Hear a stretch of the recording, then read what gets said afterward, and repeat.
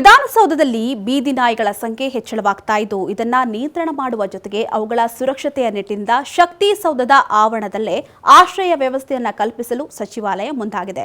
ಹೌದು, ಮನುಷ್ಯರಿಗೆ ಬದುಕಲು ಎಷ್ಟು ಹಕ್ಕಿದೆಯೋ ಅದೇ ರೀತಿಯಾಗಿ ಪ್ರಾಣಿಗಳಿಗೂ ಕೂಡ ಇದೆ.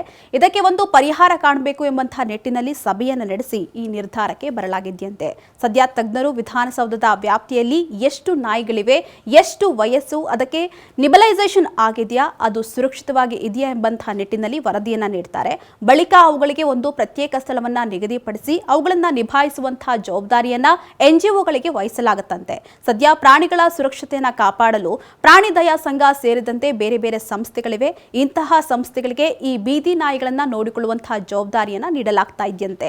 ಅಲ್ಲದೆ ವಿಧಾನಸೌಧಕ್ಕೆ ಆಗಮಿಸುವಂತಹ ಜನರಿಗೆ ತೊಂದರೆ ಆಗದಂತೆ ನೋಡಿಕೊಳ್ಳಲು ವ್ಯವಸ್ಥೆಯನ್ನ ಕೂಡ ಮಾಡಲಾಗ್ತಾ ಇದೆಯಂತೆ. ಇನ್ನು ಇತಿಹಾಸದಲ್ಲಿಯೇ ಮೊದಲ ಬಾರಿಗೆ ನಾಯಿಗಳನ್ನ ವಿಧಾನಸೌಧದಲ್ಲಿ ಸಾಕುವಂತಹ ತೀರ್ಮಾನಕ್ಕೆ ಬರಲಾಗಿದ್ದು ನಾಯಿಗಳಿಗೆ ಬೇಕಾದಂತಹ ಪ್ರತ್ಯೇಕ ವಾಸಸ್ಥಳವನ್ನ ನಿರ್ಮಾಣ ಮಾಡಲು ತೀರ್ಮಾನ ಮಾಡಲಾಗಿದೆ.